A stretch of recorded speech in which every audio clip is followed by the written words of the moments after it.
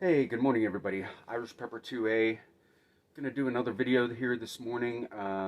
Obviously, about what's going on over in the Middle East between Israel and Hamas, and some new things that I found out that I just found intriguing.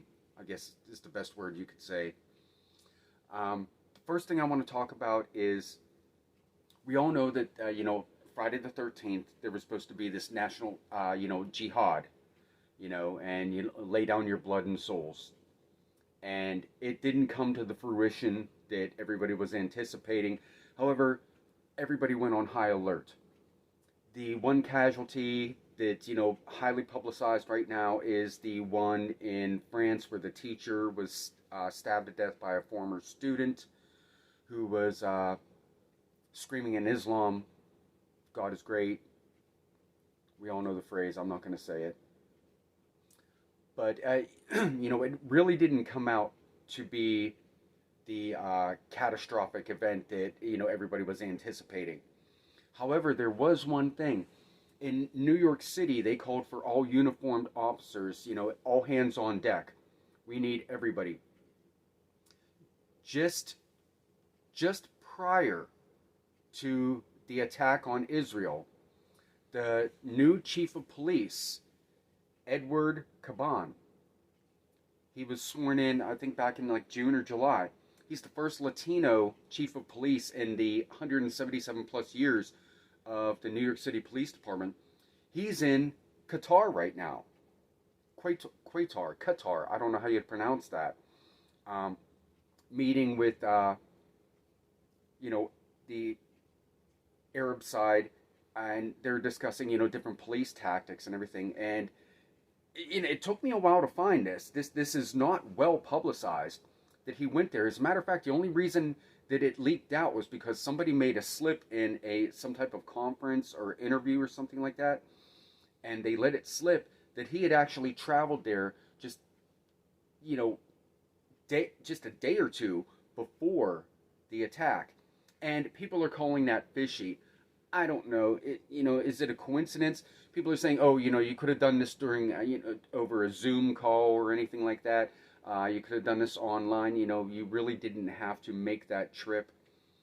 I don't know what to make of that just yet, but it just, it's a coincidence. That's all I'm going to say. I'm not going to read too much into this and make it out to be something bigger than it's not. He is due back in the United States today, so we'll wait and see what happens there.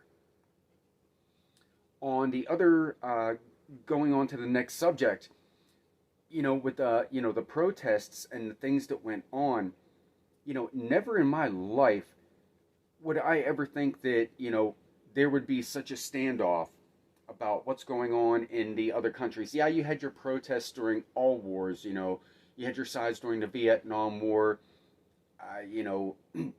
moving on to, Desert Storm, I'm that old, yeah, all the way up through, Operation Iraqi Freedom. There was always, you're always going to have opposition. But, I mean, these guys, these protesters, they were like lining up in Napoleonic fashion, lines against each other, faced over, whatever area they were protesting in. You have your pro-Israel side and you have your pro-Palestinian side.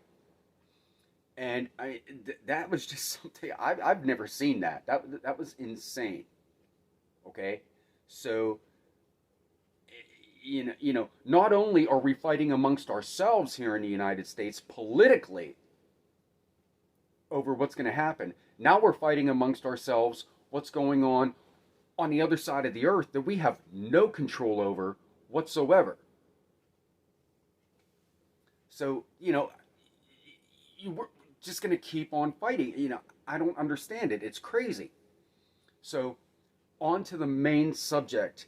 And I never expected to stumble across this as I was doing, some reading and some research on, the current state of affairs over there in between Israel and Hamas. No surprise here. They've been given a 24-hour deadline to get out of northern Gaza. because apparently they're gonna turn that place into a glass parking lot. And the UN has said it's impractical to move 1.1 million people out of the area without casualties. We'll see what happens. But 5 days ago, so we're talking like Monday, Hamas supposedly was calling for a truce because, quote, they've achieved their objective, which, I don't know, is to, take hostages, get the hostages to release, whatever prisoners that Israel was holding of theirs. But you don't hear about that. I stumbled upon that accidentally. And they made the statement 5 days ago. It's only coming out now. And it was not easy to find. And it's not like I was looking for it. I mean, I just accidentally found this. It's always way down in the fine print. It's never on the big headline. That's where you're going to find the good stuff. Way down at the bottom in the tiny little letters, stuff that they don't want you to concern yourself with. So, with that being said,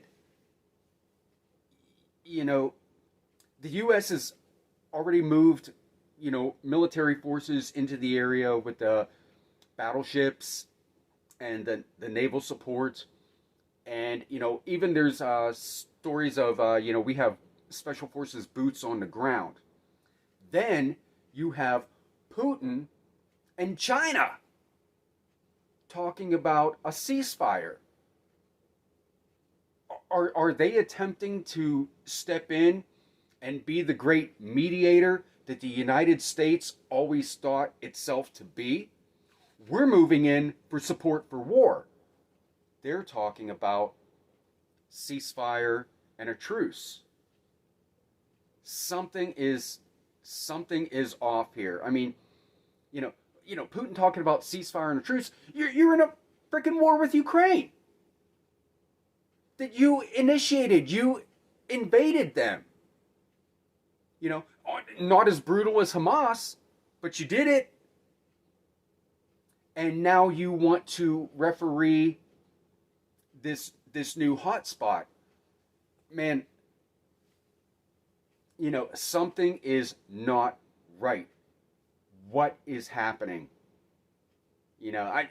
I'm going to continue to look into this. I don't have any answers at all. It befuddles me. And, it's, something's up. Something is definitely up. They're going to stretch us out. And then somebody's looking to step in and take the place of what we once were. My opinion. Okay? So, just, a little bit of food for thought, guys. Let me know what you think in the comments. And, if you have any additional information, please post it. Let me know what you're finding as well. I love, finding out more knowledge. Knowledge is power. Okay? So, I hope you all have a blessed day. Irish Pepper signing off. Take care.